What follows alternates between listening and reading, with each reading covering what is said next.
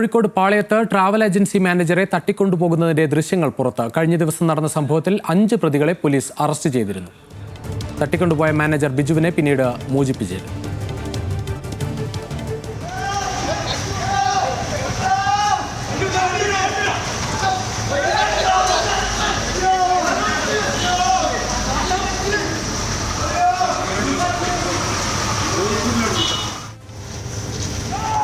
രതീഷ് വാസുദേവൻ ചേരുന്നു കോഴിക്കോട് നിന്ന്. രതീഷ്, കേസിൽ വളരെ നിർണായകമാകുന്ന ദൃശ്യങ്ങളാണ്, വിശദാംശങ്ങൾ.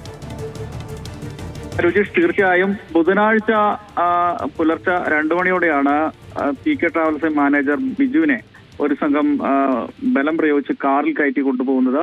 പോലീസുകാരാണ് സ്റ്റേഷനിലേക്കാണ് പറഞ്ഞായിരുന്നു ബിജുവിനെ ബലം പ്രയോഗിച്ച് കാറിൽ കയറ്റി കൊണ്ടുപോകുന്നത്. ആ ദൃശ്യങ്ങളാണ് സമീപത്തെ റോഡിലുണ്ടായിരുന്ന മറ്റൊരാൾ എടുത്ത ദൃശ്യങ്ങളാണ് ഇപ്പോൾ പുറത്തു വന്നിട്ടുള്ളത്.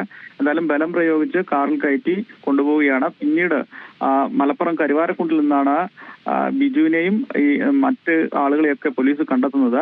CCTV ദൃശ്യങ്ങൾ കേന്ദ്രീകരിച്ചും മൊബൈൽ ടവറുകൾ കേന്ദ്രീകരിച്ചും പോലീസ് നടത്തിയ തുടർ അന്വേഷണമാണ് വൈകിട്ടോടുകൂടി ഈ ബിജുവിനെയും അതുപോലെ തന്നെ ഈ തട്ടിക്കൊണ്ടുപോകലിൽ ഉൾപ്പെട്ട 5 പ്രതികളെയും, ആലപ്പുഴ, വയനാട്, മലപ്പുറം സ്വദേശികളായ 5 പ്രതികളെ ഉൾപ്പെടെ പിടികൂടാൻ സാധിച്ചത്. അതിന്റെ ഇപ്പോൾ ബിജുവിനെ ഈ ഇത്തരത്തിൽ ബലം പ്രയോഗിച്ച് കാറിൽ കയറ്റുന്നതിന്റെ ദൃശ്യങ്ങളാണ്, വീഡിയോ ദൃശ്യങ്ങളാണ് ഇപ്പോൾ പുറത്തു വന്നിട്ടുള്ളത്. എന്തായാലും 5 പ്രതികളെയും റിമാൻഡ് ചെയ്തിട്ടുണ്ട്. ഇവരുടെ സാമ്പത്തിക തർക്കമാണ് ഈ തട്ടിക്കൊണ്ടുപോകലിലേക്ക് നയിച്ചതെന്നാണ് പോലീസിന്റെ അന്വേഷണത്തിൽ വ്യക്തമായത്. ശരി രതീഷ്.